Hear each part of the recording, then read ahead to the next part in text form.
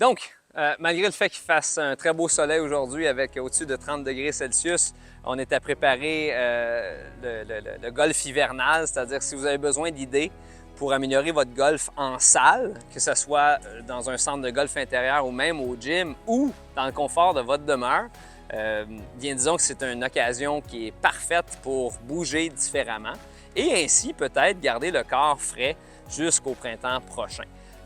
Un exercice que je veux vous proposer aujourd'hui, c'est qu'au golf, on parle souvent de rotation.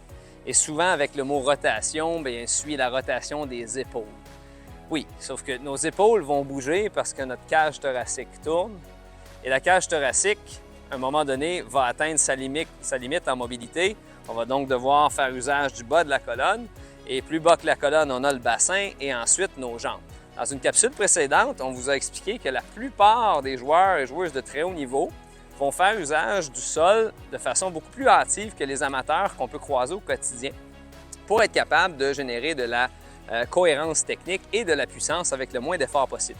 Donc, l'élan de golf, il est rotatif, mais il devrait être conceptualisé un petit peu comme une spirale.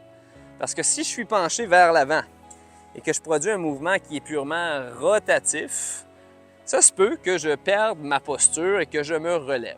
Si c'est fait en parcimonie, ce n'est peut-être pas une mauvaise chose parce que nos changements de niveau peuvent créer des impulsions par terre, mais quand il s'agit de perdre des angles qui sont importants, disons que ça peut nuire à notre technique. Donc, petite bande élastique ici que je vous suggère, assez accessible, très peu coûteux, qu'on va placer sous le pied avant, sous la plante du pied avant. Pour moi qui est le pied droit en tant que gaucher, et pour les droitiers-droitières, ce serait en dessous du pied gauche.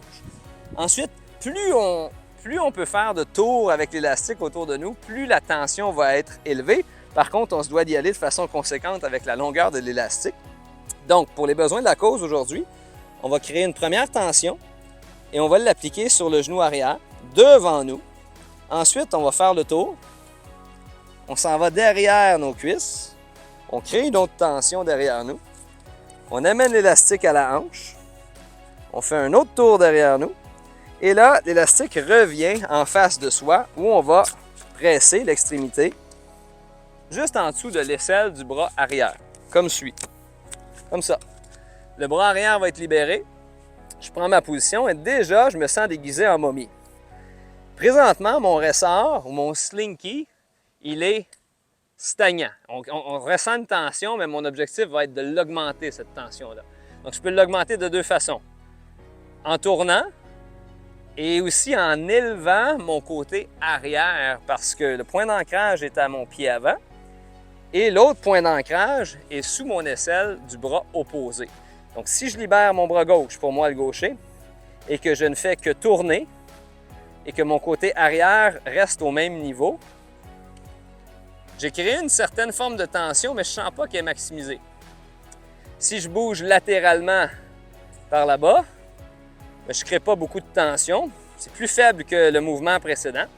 Puis dans une exécution optimale, ce que je voudrais, c'est éloigner mon point d'ancrage ici du point d'ancrage qui est par terre. Donc, je pars d'ici et je veux étirer le ressort. Et voilà comment on procède. Comme ceci. Donc là, je sens qu'à tous les points de croisement, à mon genou, à ma hanche, à ma cuisse derrière moi aussi et à mon point d'ancrage final, que j'ai créé une tension un peu partout dans mon élastique. Donc d'ici, et je crée une tension dans l'élastique. Je sens vraiment que mon côté arrière, pour moi qui est le côté gauche, je sens que le genou gauche au sommet va être plus haut que le genou droit. Je sens que ma hanche gauche va être plus haute que ma hanche droite.